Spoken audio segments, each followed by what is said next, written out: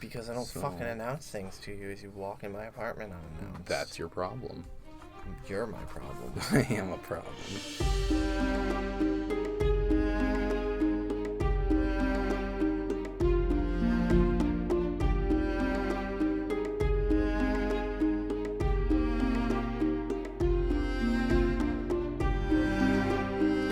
Heyo! Hey everybody, and welcome to Brotherhood Without Manners. We are coming to you from a musty, root-ridden, hollow log somewhere in the Riverlands. We're not quite sure. As always, I am Zach, and sitting here next to me, just taking up space, is my brother Nate. Hey. So, I'm not just taking up space. I I mean, contribute. you hit play, or you hit record, and that's cool. Yeah. That's all I do. Hash it out. Let's do it right now on this podcast. Let's do it. Motherfucker. So, exciting things. Exciting things. Yeah, so we've teased it a few times in the last couple episodes, but finally it arrived, and we've hashed out our details. And so this is the very first episode that's brought to you by Vintage Wine Estates. Hey. And they are the ones who bring you Game of Thrones wines. And so we were lucky enough to have received a couple bottles of the Game of Thrones wines, which we are currently enjoying, much to our palate's delight. Granted, we don't know shit about wine, I don't know yo. All about wine. But it's, of all the wines I've tried, it's pretty good. It's really good. I'm enjoying it. Yeah, I enjoy it. It's very fitting for a Tyrion chapter. It's only today. $20 a bottle, and they come with these super cool little bottle logos they have the house sigils, not individual ones. No, they're extremely detailed. They're tapestries, stretched across, showing a little battle scene. It's cool. But yeah, we figured it was fitting. We were really excited because, this is our first. It's our Tyrion 1 episode. Yeah, read it. Our Tyrion 1 and John 1. We're going to be doing John 2. John 2. John 2. John something. Yeah, we decided to combine two chapters because these are two relatively short chapters. And Tyrion and John tend to complement each other well, so complimenting Tyrion and John complimenting each other is this wine of complimentary goodness on my tongue. So whatever that means. There's just a whole lot of complimenting over here, and it's delicious. It's you can get these fellas anywhere basically that wine's around in your area. You just do the Game of Thrones wines.com search and look up your area, but they're good, man. It's definitely. Tonight we're drinking the Pinot Noir. It's 2017. Yeah. One of the reds. Whatever that means. Next week we'll be we're not big on the wines really. Yeah, so we can only. We're not Tyrion. We can't handle one at a time. And so next episode we'll crack into the other bottle, which is a Chardonnay, a 2016. The lighter the wine. And so that's the red's good. The red is great. But what are you gonna do? So moving forward, heading onward and outward. We also got the trailer. Yes, the trailer came out for season 8. Possibly the very last trailer we will ever see for Game of Thrones. Truth. I didn't think about it that way. Yeah, no, it got me with some feels. It didn't hit me until that trailer, halfway through, that this is it for Thrones. This is the end of the story. This is it for the show, anyway. And then it cuts right into Arya booking shit, and I'm losing my mind already. So yeah, that was interesting, and I guess apparently it has been confirmed that is Harry Strickland.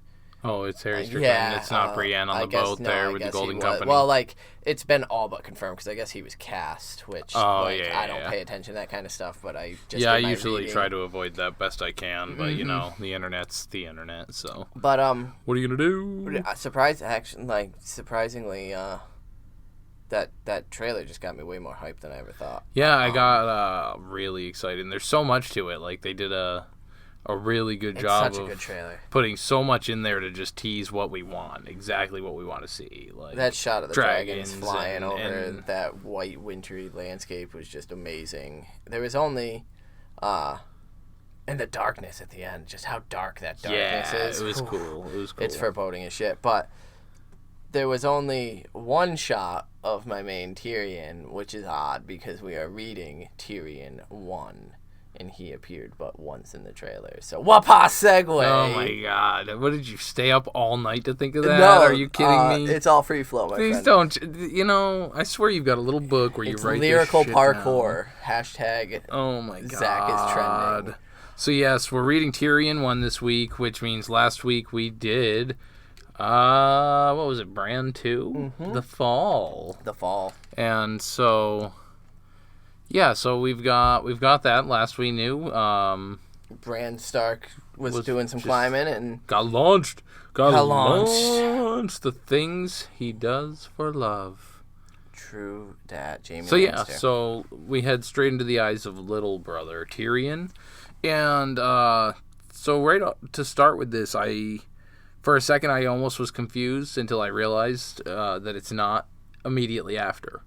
Mm-hmm. And I feel like Martin kind of plays on that by having the wolf howling, like right immediately as the chapter opens, the wolf is howling. Yeah, the last words in Bran 2 are the wolf began howling, right. And yeah, it picks up immediately in Tyrion with the wolf is still howling. It hung over the castle like a flag of mourning.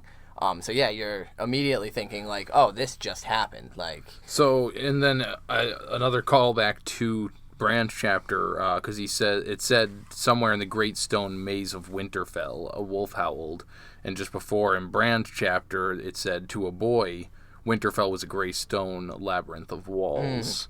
And it's funny because Tyrion's about the size of a boy, yeah, so exactly. like it's really kind of even setting up how labyrinthine these really are. And to have these wolf echoing howls. Well, I mean, as we find out later, this is a couple days later, so that wolf has just been constantly fucking howling. Tyrion, we find out Tyrion's in the Winterfell library. He's been there all night. It says the howl gives him a chill, even though in the library it's nice and snug and warm. It's this sad, mournful, wailing howl that just obviously sends a chill to the book. Obviously, is about Bran falling. It's directly linked to that, and Tyrion feels that, and it just kind of it gives him a chill down his spine. But we find out also that he claims he's not really one to sleep much anyway. So it's not been that big a deal for him. Yeah, he closes up his book, which I thought was interesting. He's reading 100-year-old discourse on the changing of the seasons. Yes. Which is just interesting. I mean, as we know, and we'll find out, but Tyrion... He just likes knowledge. Yeah, he likes knowledge, so it absolutely makes sense that he'd be reading that. And that is one of the more interesting things to be reading about in this world, the changing of the seasons. Why are they out of whack? Is it because of the White Walkers and the bringing of the long night? But what is out of whack in this? Is it just summer and then spring for however hopefully long they get it? Well, I mean, we know summer lasts for years as well sometimes. Right. And that's sometimes all kids know. So yeah, it's just that's an interesting thing. But yeah, that's when he says he had read through the night until the sun came up. But this was nothing new for him. He's used to doing this, which I think immediately endears Tyrion to us, because he's doing what we're literally doing as we're reading about it. We're curled up with a book, and that's what he spent his time. He's not curled up, but he's he stayed up all night. Big just chair reading by a campfire. all night. Not a campfire, but I think is immediately endearing. But the sun has risen, so Tyrion gets up and he goes and wakes up the Septon Chael. Chael, is that what? Yeah, Chael. Child. And so it's cool because he just go do this is basically what he says. He has this guy, cleaning up after him. Go put these away, put those away. And I like that he points out that they have Valyrian scrolls that are very rare and complete. Yeah.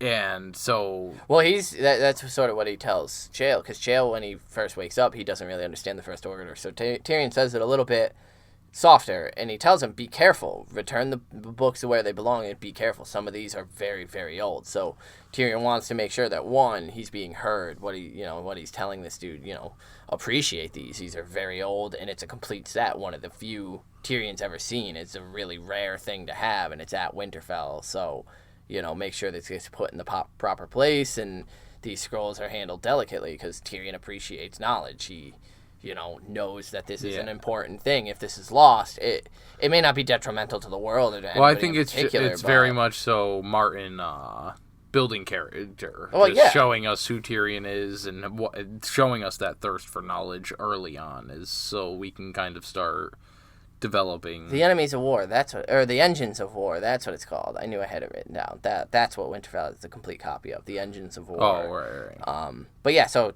Tyrion sends him off and heads off for breakfast. As he's coming down the tower steps, which is not really an easy thing for him because of his short legs, which are cramped and tired from sitting in the chair all night. He hears Sandor Clegane in the yard, wishing that Bran would just be quicker in dying. Well, it was Joffrey who was saying that too. Sandor. Well, Joffrey replies that at least Bran is dying quietly. Right, it's the wolf making all the noise, and so obviously we already at this point kind of know Joffrey's a shit, but him and the Hound are sitting here talking about now we're getting a bit more. Yeah, we're this getting kid should him. just die. We're getting to hear him where he's more comfortable talking down. And then the Hound just in a fucking power move is like, I'll do it. I'll go get him. Like, holy shit. And you want me to go stab a knife through it? Yeah, the prince, thinks that's funny, actually, the thought of sending a dog to kill a dog. Yeah, because he likes the doggy dogs. Yeah, which is just, fuck you, Joffrey, you little shit. And then he makes the comment, they have so many wolves, the Starks won't miss one of them. And that's when... Fucking wapa comes Tyrion. With at least the Starks can count past 6 on like a certain prince he knows, which is just shut the fuck up. Hashtag Joffrey. suck it. Like Come these the wolves follow these people everywhere. Obviously, they're gonna know if a wolf is missing. It's just fucking stupid of Joffrey to say. The Hound pretends not to see Tyrion just to get some shits out of Joffrey, and it's not a new thing either. I noticed that line kind of gets repeated a lot through this chapter. This is not a new thing. Tyrion seems to be a creature of routine, at least in his reading, and then in his torment via the Hound and Joffrey. But this is where it gets interesting. Tyrion tells Joffrey he needs to go to Lord and Lady Stark and offer his comfort to them. And then little Joffrey replies straight back at that with, "Nah, fuck that, son." Nah, he's a douchebag. But he gives it, because he's like, I don't care about them. What do I give a shit? Why do I need to go listen to... Yeah, and Tyrion says it is expected of you. You're the prince, and his absence has already been noted, he says, which I think is interesting. Who's noting his absence? Has Ned Stark said something about the prince not being there? I don't really see that happening. But maybe it's just Tyrion's prudence. He knows that the prince really should just go and say, hey, shit sucks, sorry. And so then instead... Wha-pow! Yeah, well, he says the Stark boy is nothing to me. I cannot abide the wailing of women. And then, Tyrion just comes in with the fucking right hook. Wha-pa! Right on the face, which is great.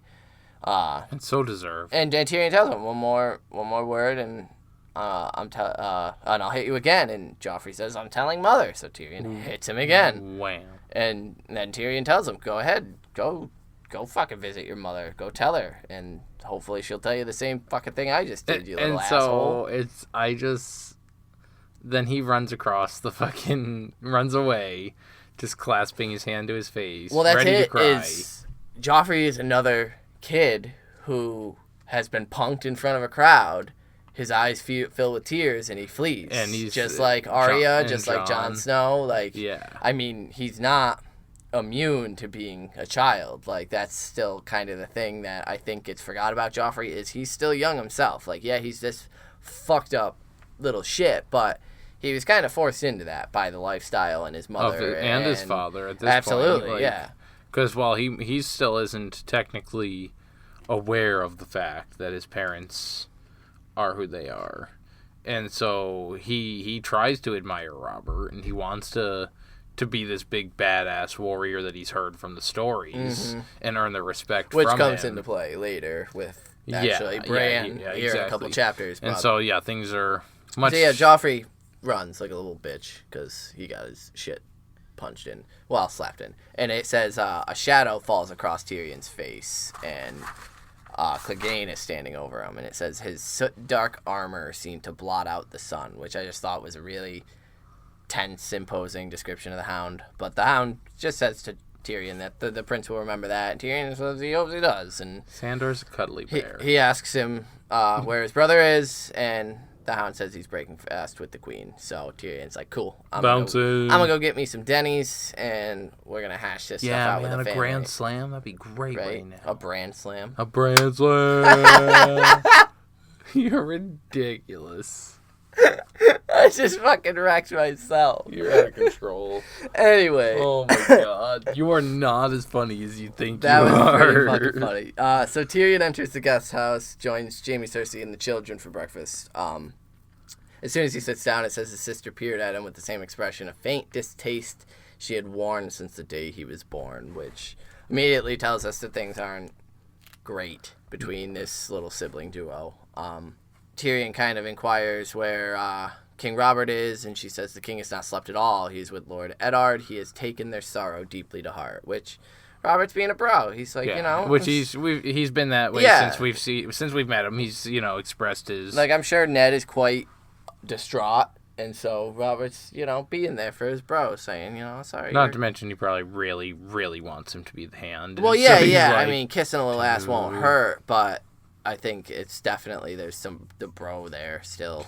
So Tyrion also notices and mentions how twin-like Cersei and Jaime are right here, which is just it's a funny thing to bring up, especially since Myrcella and Tommen are both just chilling right there. Yeah, too.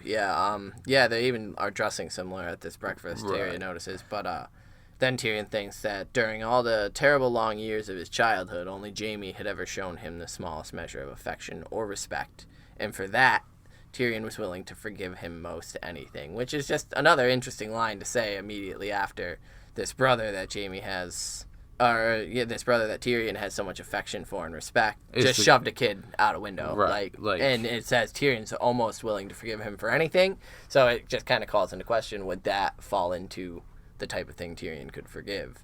So Tyrion orders some food, bacon and burn it black. Ugh. Yeah. And he's just kind of watching Jaime and Cersei. So I thought he contemplates some weird shit at this breakfast though too, because he thinks about what it would be like to have a twin himself. Yeah, and he was saying though that's nah. He said the thought of two of him was just too dreadful to contemplate. Yeah, it'd be like two of you. It'd be awful. That would be pretty awful. Ugh. Oh God. All right, it's not that bad. It's pretty bad. So Tommen, the kids, we get a little bit from them. Tommen's all a little bit upset, and this is kind of the closest we've been to Tommen since the book started. And so he even mentioned. So Tyrion mentions how unlike Joffrey he is, just how opposite. But then he also compares how unlike him and Jaime are. Yeah, but they don't have that closeness, Tommen and Joffrey, or at least we never get to see anything like that. Well, I mean, Tyrion even says he was a sweet boy. I just think Joffrey would prey on that. Yeah, exactly. I don't think there's any love lost there. That's when Tyrion mentions that the Maester believes Bran's gonna live, and as he says this, he says, "Nay." Tyrion is watching his siblings closely, and as he does so, he doesn't miss the glance that passes between the twins. So that doesn't last more than a second. One more character in the column of perceptive as fuck, because as he's saying this sentence, Tyrion is just watching for reactions, and he gets one. So it's funny that all the people that were ticking off on that list of perceptive are also, aren't they the people that were set to survive Martin's initial, wasn't it going to be Tyrion, Jon, Arya, or something, maybe Dany? Well, I don't know if there was an initial who was going to survive, but I know Tyrion, Arya, and Jon had a love triangle that was important. I knew that, but that's... I don't know who he said. I don't know, it's irrelevant. But Myrcella is quite pleased about Bran being alive as well, and Tyrion just kind of thinks on her that she had all of her mother's beauty and none of her nature. So again, these are two sweet kids, nothing at all like Joffrey, which comes into play when we know the incest thing comes up. So then Tyrion has some cool insight here, some things to say about the puppy dog there. He would swear the wolf is keeping him alive, because when they close the window, because the wolf's been howling and fucking just nonstop, just incessantly. Fuck. And so he said that when they closed the window to block the howling from Bran, his heart grew weaker, and then when they opened the window, the strength returned. And Cersei immediately is like, not having them wolves. Nope. Yeah, she calls them unnatural. And so she doesn't like them. She obviously that's Like, I want to say that Martin kind of planted it there to make it seem like because I don't want people to find out. I'm pretty sure she was going to say that regardless of whether Bran went down or not. Yeah, I agree. She wouldn't want those fucking wolves there. I think it's interesting that Jaime speaks up then and says he thinks he'll have a hard time stopping the wolves since they follow the girls everywhere. Like, yeah, good luck. Even Jaime says, like, good fucking luck with that, sweet sister, because Tyrion, we find out, is considering going to the Wall with Benjen and Jon. Greatest decision of his life. I mean, I guess maybe not, because then Catelyn will run into him on the road. Yeah, but it all kind of works out for him, sort of. I mean, like, we'll get there when we get there, because fuck me, then we like the Tyrion story. But yeah, he just wants to piss off the edge of the world, which is great. Jaime makes some jokes about Tyrion taking the black. Yeah, they have this interesting conversation where Jaime doesn't think... Cersei leaves because the children don't need to hear your filth, but Jaime stays, and Jaime doesn't think Ned's going to leave Winterfell. He thinks because of what happened with Bran, he's going to refuse. But Tyrion doesn't. Tyrion knows now, if ever, and more than ever, he has to go with Robert. And it's this sort of interesting thing that passes between them. I don't think there's any real significance to him. I kind of do, though. I think it's also showing how much more... Because once we find out what Ned decides, because obviously it's not known at this point, we'll know that Ned doesn't refuse, and so Tyrion was correct. And so it's just showing that maybe he is, again, more perceptive than Jaime is on how the going-ons work, how the Northerners work in general. That's true. So Jaime's being pretty callous. He thinks that to kill the boy would be a mercy at this point because he's going to be a cripple anyway. But no. That's when Tyrion delivers the great line, and he has it in the show too. Speaking for the grotesques, I beg to differ. Death is so final, while life is full of possibilities. And that's just, I mean, that's it. Like, Tyrion has spent his life trying to avoid death because there's 1,000,001 different ways he could achieve any of his goals, and same with Bran. Bran was this kid who was hoping to be a knight, dying. There's absolutely no chance he gets to be chivalrous and honorable and save some people. As a cripple, he still might, and we know later on that he's not really as crippled as, it's made out to be. So Tyrion, again, is 100% right in a very... I mean, he's still practically Jon Locke. It's Jon Locke. Not the philosopher from Lost. With the wheelchair guy. He's crippled. And then Tyrion says, I hope the boy does wake. I'd be most interested to hear what he has to say. Yes. And it says his brother's smile curdled like sour milk. Yes. Jaime didn't want to hear that shit. But then it says that Tyrion grins wolfishly. Yeah. Jaime asks Tyrion, he wonders whose side Tyrion is on sometimes. And that line is specifically in there. Tyrion grinned up wolfishly at Jaime. And so I almost also feel like that's part of what I was just saying, that it's attributing Tyrion to the North, showing that he has this idea of how they work up there. And so it's, just another tie into that. And the answer is with, you know how much I love my family. Jaime, you wound me. You wound me. So it's just, I mean... Yeah, Tyrion loves his family, but he's also aware of their bullshit. Like, clearly, he didn't miss the look that passed between them. There's something going on here, and he's picking up on it. And so, it's a very, very interesting first look into Tyrion's first chapter and interaction with his family. That whole scene in particular. So, shifting from Tyrion descending from Winterfell's library to Jon ascending a set of stairs in his second chapter. Walking through the keep, heading up some stairs. Yeah, with Ghost padding along silently beside him. Silently. This, of course... The halls are too quiet. Yeah. Outside, it's all noise and chaos as everyone's getting ready and, shit's going on for the day. But, yeah, inside it was warm and quiet. And Jon says it's too quiet for his liking, which is... odd. Jon is in a weird mental state here, and he arrives at a landing, and we don't know where he's at. But you get a feeling of dread. Well, it says he stands afraid for a long moment, and like he's not really sure what to do. And then Ghost nuzzles his hand, which is that's super cool that he's got. Oh yeah, because Jon takes courage from it, and he enters into the room, and then we get the scene is painted for us. Yeah, it's Bran's room, and Lady Catelyn is sitting there next to Bran's bed. That's when Jon says that she had left his side in close to a fortnight. She fed Bran herself, had meals, a bed, a chamber pot brought to the room. Not once did she leave the room, so Jon had stayed away. But now there was no more time. They're leaving today, so Jon wants to come and say goodbye to Bran and Stark. So then it again says that he's afraid. Yeah. Of Lady Stark. And so I feel like I was kind of looking at a lot of this, and a lot of it almost seems to show the true what's going to come out of Lady Stark once she makes her transformation. Yeah, she's cold in this, man. She's very she's brutal. Got a stone heart. I feel like this is the part that we... Like, if you really pay attention to this scene right here, it's got a lot of just kind of vague foreshadowing. And it also her devotion to her family. And that's she hasn't left this room. So, yeah, it's that almost one-track mind.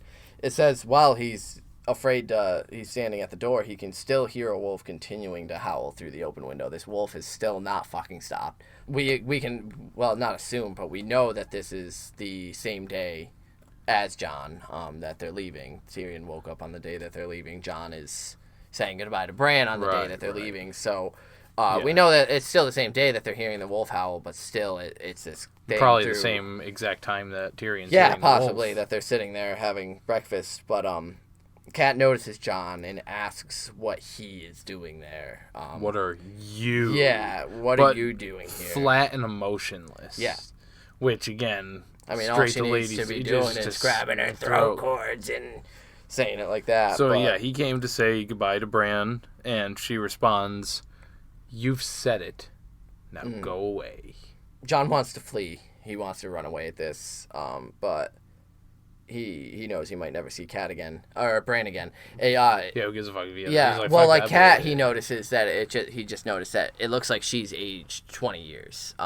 Which again just seems to be pointing more to that older, kind of decaying type. It's funny how quickly she turns. Like, really just this, what we've saw, not that we got too much from the previous chapters, but, the sweet motherly maternal, she's savage, and she continues going on with, "We don't want you here." Yeah, man. Like fuck. Holy shit. I mean, she's speaking for Bran, which we know that's not true. Because the way he begged when he was like, "Please," something. It said something cold moved in her eyes. "I told you to leave. We don't want you here." And it's like, to put those words from Bran's mouth, like, damn. Yeah. Damn. It says, once that would have sent him running and crying, but he would soon be a sworn brother of the Night's Watch, and he would face worse things than Catelyn Stark.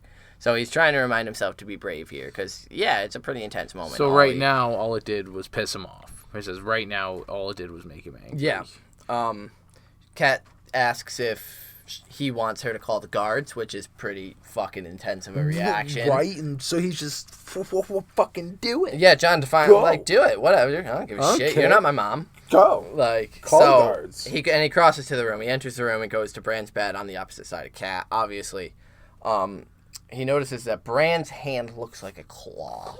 Just because of how emancipated he is. The skin is stretched tight over his bones. His legs were bent in ways that made Jon feel sick. Can you slap us in the face any harder with it there, Martin? Yeah. His eyes were sunken deep into black pits, open but unseeing. Really? I mean, he might as well just be warging at this point. Well, that's basically where he's at. He's in this deep sleep, the green dream, trying to... Yeah, it's wild shit. On the road. Jon begins to cry while speaking to Bran. Jon's begging him not to die. Please don't die. We're all waiting for you to wake up. Me, Robb, Rickon, the girls, He may never see his brother wake up again, and that's kind of hitting him here. Hard, yeah. Kat's watching him, but she doesn't say a word, and Jon starts thinking about how excited Bran was at going south, and it says it was more than he could bear, which, all right, now, I forgot, But, like, when I brought it up in the Bran chapter, like, how that it actually hit me how much he wanted to be a knight. And then it, like, all right, Jon, respect. Because I wasn't always a big Jon fan. But the fact that even he's like, yo, he really wanted to be a knight and go Like, south. That sucks. Yeah, like, that's the shittiest thing ever. So then he makes a comment about summer. Yeah.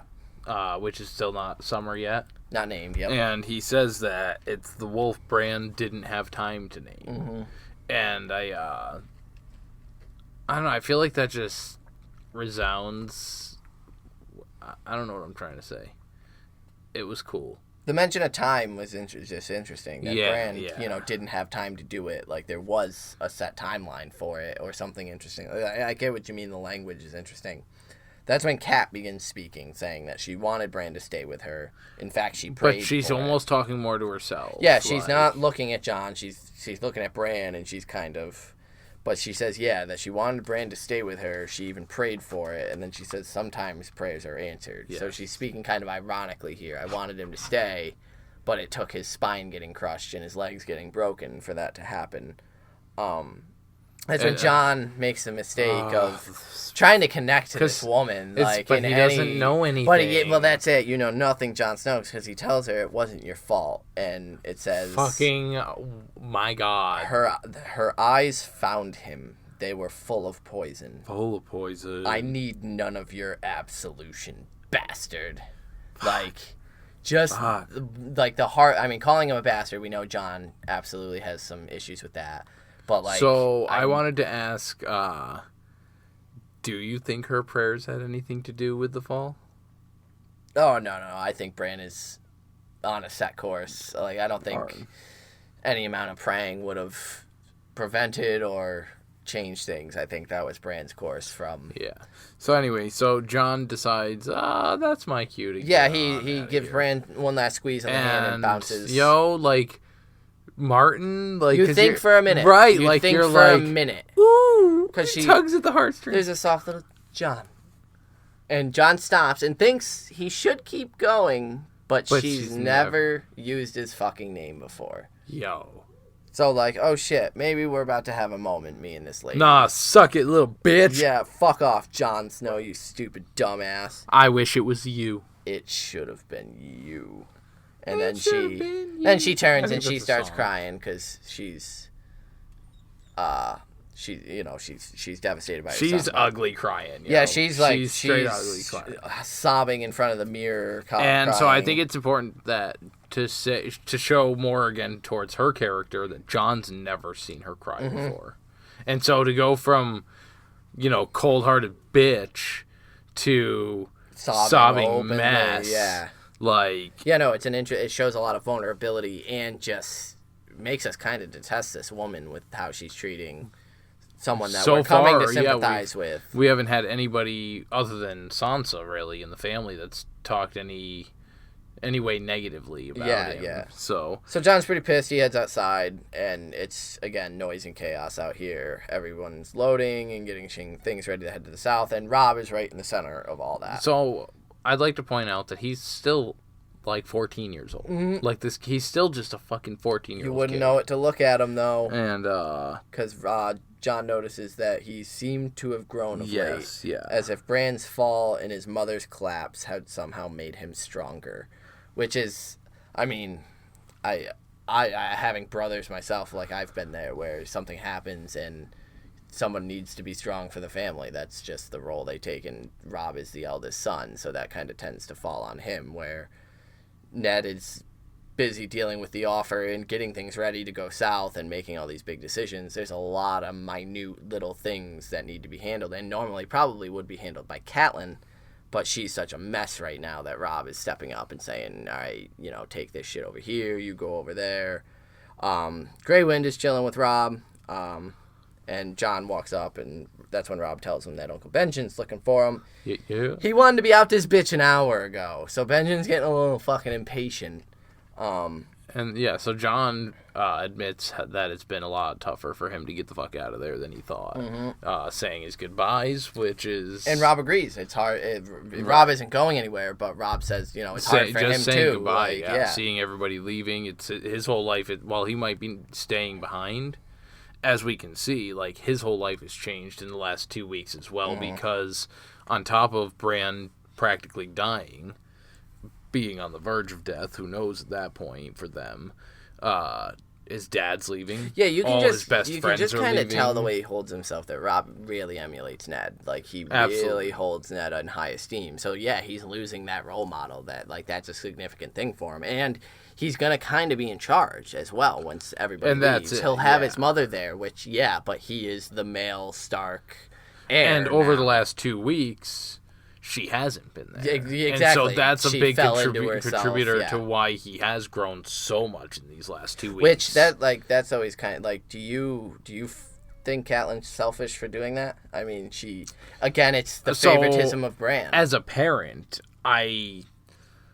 I mean, I don't blame her, because, like, I mean, not for being sad, but for how much she But neglects Rickon, Sansa, Arya, like, all these other children Yes, are I leaving think today, it's very and she's selfish. sitting up there. She hasn't fucking left. Yes, it's absolutely selfish. Like, I mean, I she's- get that he's on the verge, but That's it. Visiting, yes, spending as much time as you can Definitely. there, absolutely. But, go down to the yard and say you goodbye to... do have other children, even if it's not Jon Snow. That's you have just other one less. responsibility. You have a household to maintain. Exactly. Like, you have a son who's about to take over that household, who doesn't know how to manage those kinds of things, or at least, could still use needs a stern hand. Exactly. Yeah. And thank God Maester Lewin's there. Maester or Lewin else, is my like, boy, yeah. She'd be But fun. Rob, anyway, is confident that Bran will live. And John, to that, says, you Starks Yes, are hard yes. to kill. LOL, John, you fool. So then, is it right then is when he comments about how was his mother? Yeah, Rob asks. And Well, it says Rob kind of picks up that something was wrong. And so, yeah, he asks, how is my mother? And so again, this is that same thing when he excluded himself for the sake of the Starks each getting a pup. Selfishly. He's lying to say Selflessly. not selfishly, because otherwise it'd be like, yeah. yo, that bitch was That fucking bitch was whack. a hoe. She's out of line. I was about to bitch slap the shit out of her. No, she selflessly. He says, yeah. no, she was cool. Like it was all fine. good. Yeah, she was very kind. fine. And Rob seems kind of okay at that. Like, I cried. and John and Rob embrace, promising last. that they'll be up to visit, or Rob will be up to visit soon. You'll be all in black when I see you. It's a nice moment. It's sad. That's when Rob tells him Benjen wants you to meet him at the This is the stables, end. but John says he has one more farewell. So Rob says, "Well, then I haven't seen you." So I haven't seen your piece. So John goes to the armory quick, picks up his package. Ooh, sensual. And then he heads to Arya's room. He's picking up his package. All right, now it's a little weird. Well, that was initially what was going on. He gets there, and Arya is packing Yes. a large chest with Nymeria's help. She's like anti-packing. Well, because she's so pissed. Like, I feel you, Arya. Because, this how is so the mean. fuck? Yeah, fuck off. They're gonna get messed up anyway. And, I'm not folding them. Just roll it up, and it's fine. It's good. It fits in there. If it fits, I sits. It's, yeah, perfect. So, Arya immediately jumps up and gives John a hug, thinking he had already left. How well trained do we hear Nymeria is? Like, Oh, yeah. Fuck, When she's just man. grabbing shit. just left like and anything right. that she points at, she's like that, and she just. Yeah, What? she's definitely so far the most trained direwolf we've seen. Arya's is. I would say besides Lady, who seems to have a calm demeanor, but I don't even think we've really seen Lady. Well, out and that's about. it. We haven't. Arya's And is the most, reactionary. Just 'cause- cracked. Reactionary based on what her owner because all we've got wants. from John is that he follows him. And Yeah, he's quiet, and like, Ghost will does- nuzzle him and give him some courage. Right. Go on, do this. But you were saying, so yeah, she thought that John John had had left, left yep. already, and so she runs up and jumps right on him. Well, that's when Arya tells him that she's been told to yeah. repack. She's got She to got in fold her trouble. clothes properly because Septon, fucking Mordain. Mordain. That's it. Yeah. Jesus. Septon Mordain got pissed at her original folding, and proper ladies, fold them right. And John is amused. This is nothing new for and so he Arya. actually makes it into a good opportunity. Yeah, 'cause he now tells she her, can. I've got something for you, and he says, "Go close the door." Rape. See, he's got his package. And it says, "Wary but excited, Arya checked the hall." And that. And then she Yes. tells Nymeria to stay I hit and the table. guard. Yes. And so, she just basically, fucking walks out and is just chills. yeah, alright. if anyone would have come down that hallway, I imagine there would have been a very loud howl. Right. Hey, what Immediately. up? Yeah, someone's Immediately. coming. That's I feel like that's all she's done since she got Nymeria is just train her, like, talk to her, work hang with her, out. yeah, But I hang almost out. feel like it's not It's so actually natural. Yeah, there's no actual working with her. It's just happening. She's that picking way. it up that quick. Yeah. And then we meet Needle. Yeah. Arya's eyes went wide, dark eyes like his, and Jon presents her the sword. Again, we get that little comparison between the two of them. So it was a small, skinny sword, and Jon had some words about it. It said, the Pentoshi will use blades like this. It's not used for hacking a head off, as You can poke them full of but holes. you can poke all sorts of things. The blade itself has a deep blue sheen, which I never really picked up on. That Nito's got a little blue in it. And it says the scabbard is of soft gray leather, supple as sin, which I just think is a really fun thing to say. Supple as sin. Supple as sin. Jon had this Supple. skinny little blade made special for Arya because she's a skinny little child. And, he mentions that they're used in the free cities and stuff like that. He gives it to her, shows her how to hold it, and that's when we get the famous line at this point, stick 'em with the pointy end. And but I think it's way better in the book than it is in the show, because Arya in the show just gives a sassy, I know how to use it. In this, she whaps him on the arm with it, with the flat of the blade. And it stings, but Jon is grinning like an idiot, it says. So, yeah, because he goes ahead and tells her that she needs to train every day and by herself and until she finds a partner. Which finds a partner, the butcher's boy. Yeah. Like, it's just fucking Planting goddamn, that, yeah. And so, those are some of the things that but she until needs to do. then, until she does, she needs to watch and learn and run and ride. Like, grow stronger in any way that she possibly can.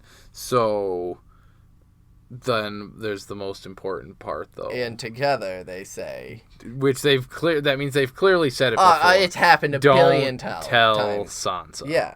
And we knew from Arya's chapter that they aren't on the greatest of terms in the way that Arya... Yeah, Sansa would go to their lady mother or their lady father, and Arya's got a sword. She's going to stab someone with it because she's a vile little beast, because Sansa's the proper little lady. And it's just that sibling rivalry. It's that one sibling. Yeah, that one sibling who's going to tattle on you yeah, every time. So Arya then wishes that Jon was going with them. And Jon gives a very wise... Different roads sometimes lead to the same castle. Like, I wrote down that quote, too. Like, holy shit, Jon. What the fuck 13-year-old wisdom is that, yo? Like, what the fuck? Even though we're going down our own paths, we can still end up at the same place. That is super fucking insightful. And, like, quote of the fucking series. Like, yeah, definitely this book with the scattering of the Starks. Right. Like, it's actually fucking insane. So... Arya puts the sword down, hugs Jon. Almost jabs him. Yeah, almost jabs him. But yeah. Re-puts the sword showers down him with kisses. Showers him with kisses, which again is just showing their affection for each other. They have a great bond. Jon turns back at the door and she's holding the blade. Think Barrick's coming through on the... Is Barrick getting picked up? Quiet. You'll be quiet out there, Papa. So Jon turns back at the door and Arya's holding the blade again in her hand. And this is when he says all the best swords have names. And instead of it being like a thing Arya comes up with in this, I think it's interesting that Jon gives her a hint.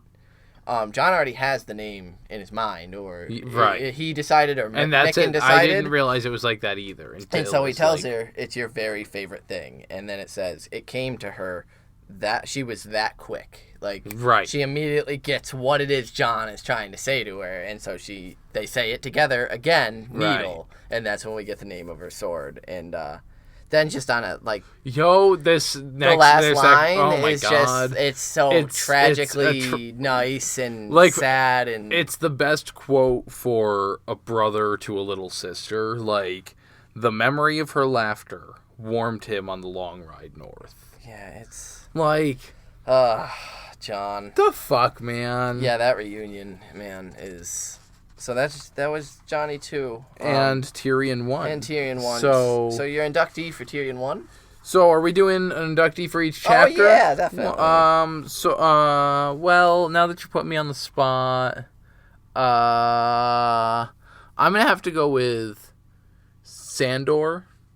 But only because he didn't bust up laughing the second Tyrion just fucking whapped Joffrey across the face. Because, like, that's true, if I was standing there, I'd just be like... Got him! Very, very true. I think mine is going to Jamie for this one, just for the banter at breakfast, sort of. I thought about it because Whereas Cersei doesn't really pick up that Tyrion's picking up on it, Jamie kind of does. Like, Jamie gets that they're playing a game here. Like, my dear brother, sometimes you make me question whose side you're on. My dear brother, you wound me. You know how much I like. Right. It's this great back and forth that shows that, like, yeah, these two love and care about each other. It's building a relationship that we can kind of see. But it's so dangerous. Like, they're talking about pushing a kid out of a fucking... It's not something light and... But it is. But that's to them. where they're keeping it. Yeah. And so Jamie Lannister gets my honorary inductee for the Tyrion 1 chapter. For Jon 2, who do you?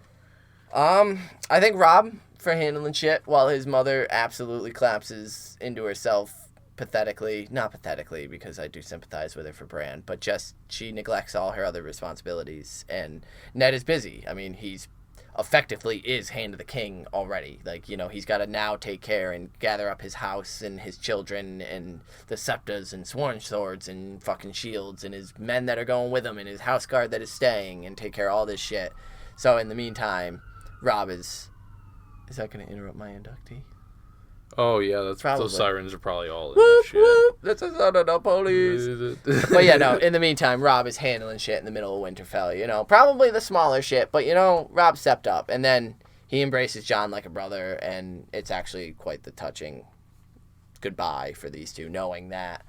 And touching goodbyes is why I'm giving my honorary inductee to Arya. Oh, I think that's her first... I think it's the first time Arya's gotten in, and I'm so excited. For creating the most heartwarming moment I've experienced thus far, and for being capable of always turning me into a weeping mess. Yeah, I know I'm already going to be a mess in Season 8 with Arya and Jon reunion. Oh, I know. I can't imagine the book Jon and Arya reunion. Oh, like, my God. It's especially, like, because I feel like, of all people being able to appreciate her skills that she's acquired... Like, that they're still going to have that relationship. Even though they've both become two completely different people, they haven't. Like, they're still... They've retained that. Like, she's still a sassy little shit, you know, and she thinks about him and her relationship, and him vice versa. Well, you guys, we've been getting some great feedback, and we're super appreciative of it. This has been absolutely a blast to start doing so far. So, in... light of that, we have decided that we're going to begin changing our schedule and releasing two episodes a week, which will be Mondays and Thursdays. Yes, so our first Monday, the first time we're going to release an episode on Monday will be Monday, March 18th. Obviously of 2019. That's this year when we're doing this. And then we're still going to have the regular Thursday release date as well. So 2 episodes coming. Yeah, we just wanted to give you guys a little bit more brotherhood throughout the week. We're having just so much fun. Sprinkle it in. Doing this, and then chatting with you guys online is awesome. We got a donation, so we want to make sure to shout out. I'm gonna fucking murder this. This is gonna be just terrible, but thank you, Siddharth Tiwari. Siddharth, thank you, bro. If you're into the Brotherhood for this week, thank you. Welcome. It's every little bit helps. We appreciate anything and everything you guys can do. It's all going straight back to you. Whether it's a like, a share, a comment, a download of an episode, a visit to our Patreon, a review on iTunes. Nate here is now going to tell you how you can reach us on every single one of those platforms. Oh, you're making me do it, you motherfucker. So, Twitter, @MannersWithout. The Facebook is facebook.com/Brotherhood Podcast. Our Patreon, which we have a few different tiers there, patreon.com/Without Manners. We've got the different tiers. You can get access to a private Facebook group. There's bonus episodes, which we're still in the works of induction letters that will be handwritten, signed, and sent to you. Mostly by Zach, because he's better at that stuff, and he's being put under the spotlight right now. So #suck Everybody that. Look left. Our Instagram is @Brotherhood Without. what else was I going to say? There's something else I wanted to say, but... I don't know. We're also on YouTube, iTunes, Spotify. Yeah, the YouTube's YouTube's pretty much of the... lazy with... yeah, the YouTube is taking a bit to catch up, but everything else you can find our most up-to-date episodes. Yes. So write to us, guys. Yeah, let us know what write you us think. in. Let us know your inductees, your theories, how excited you are for the trailer, because I know I'm fucking psyched, hype. What chapters are you guys? Are you following along? Write to us what you think about the chapter, and we'll try to include any of your insight. In accordance with that, our we have our schedule, so we can. Next chapter that will be released. Recording is the one we'll wanna. So we'll be recording. Dany 2 and Ned 2. And then after that as well, who else is the next recording after that? So please send us in your inductees for Dany 2 and Ned 2 in Game of Thrones. Inductees. Let us know who you guys think we should induct into the Brotherhood that week, as well as From we'll that be chapter. reading our own. And then the week following that, we will have our Brand 2 chapter coming out, and you can also let us know your inductees for that.